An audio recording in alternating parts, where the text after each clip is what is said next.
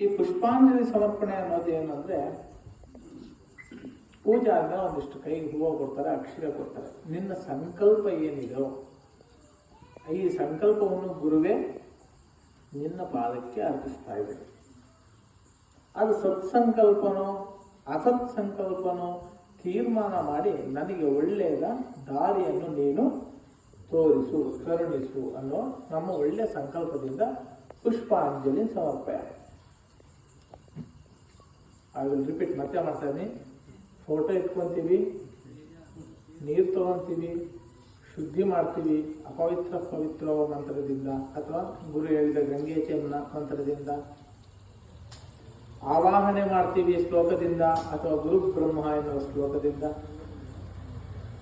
ಆವಾಹನೆ ಮಾಡಿದ ಗುರುವಿಗೆ ಷೋಡಶೋಪಚಾರ ಪೂಜೆ ಮಾಡ್ತೀವಿ.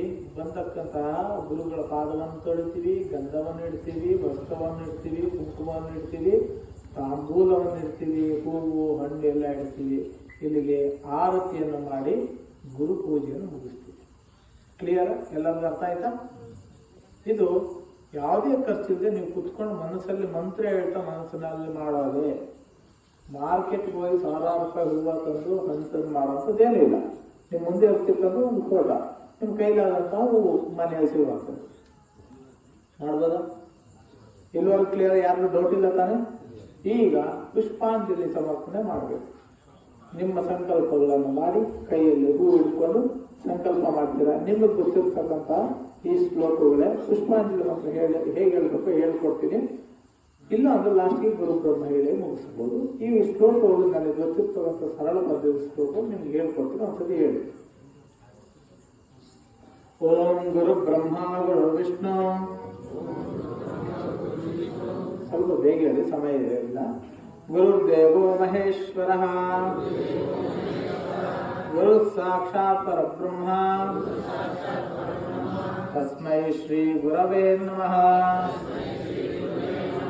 ಅಖಂಡ ಮಂಡಲಾಕಾರಂ ವ್ಯಾಪ್ತಂ ಯೇನ ಚರಾಚರಂ ತತ್ಪದಂ ದರ್ಶಿತಂ ಯೇನ ತಸ್ಮೈ ಶ್ರೀ ಗುರವೇ ನಮಃ. ಬ್ರಹ್ಮಾನಂದಂ ಪರಮಸುಖದಂ ಕೇವಲಂ ಜ್ಞಾನಮೂರ್ತಿಂ ವಿಶ್ವಾತೀತಂ ಗಗನಸದೃಶಂ ತತ್ವಮಸ್ಯಾದಿಲಕ್ಷ್ಯಂ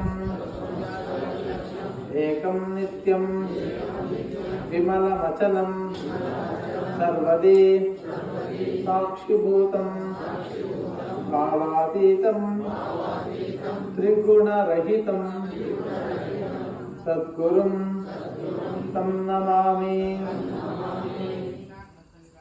ಪುಷ್ಪಾಂಜಲಿಂ ಸಮರ್ಪಯಾಮಿ. ಶ್ರೀ ಗುರು ಚರಣ ಕಮಲೇಭ್ಯೋ ನಮಃ. ಪುಷ್ಪಾಂಜಲಿಂ ಸಮರ್ಪಯಾಮಿ. ಶ್ರೀ ಗುರು ಚರಣ ಕಮಲೇಭ್ಯೋ ನಮಃ. ಇದನ್ನಾದ ನಂತರ ಗಣೇಶನ ಧ್ಯಾನ, ನಾರಾಯಣ ಧ್ಯಾನ, ಲಕ್ಷ್ಮೀ ಧ್ಯಾನ ಇವೆಲ್ಲ ಮಂತ್ರಗಳಿವೆ.